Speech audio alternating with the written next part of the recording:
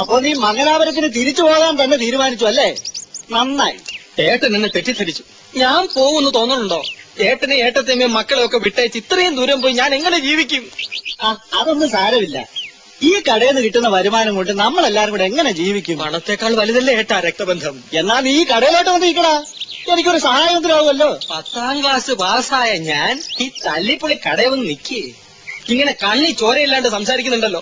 എല്ലാത്തിലും വലുത് സ്നേഹമാണെന്ന് ഏട്ടൻ മനസ്സിലാക്കണം. ഒരു 25 റുപ്പീസ് തന്നെ. ഒരു 25 രൂപ തരാൻ വൈഫ് ഹൗസ് വരെ പോവാനാ. ഇവിടെ അച്ഛനുമായിട്ട് എനിക്കൊരു ബിസിനസിന്റെ കാര്യം സംസാരിക്കണം. എന്റെ കയ്യിൽ എവിടെ നാടാ കാശ്? ഏത് നല്ല കാര്യത്തിന് ഇറങ്ങുമ്പോഴിങ്ങനെ മുടക്കം പറഞ്ഞാലോ? ചേട്ടനാ പെട്ടെന്ന് തുറന്നു നോക്ക്, എന്തെങ്കിലും കാണും. അല്ലെ വേണ്ട, ഞാൻ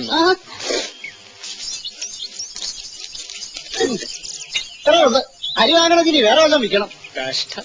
എന്തിനാ ഇത് തുറന്നു വെച്ചേക്കുന്നത്? അങ്ങ് പൂട്ടരുതോ? പാടി, നമുക്കൊരു ടാക്സി പിടിച്ചു പോവാം. വീട്ടിൽ ചെന്ന് നിന്റെ അച്ഛന്റെ കാശ് മേടിച്ചു കൊടുക്കാം. അതാ നല്ലത്.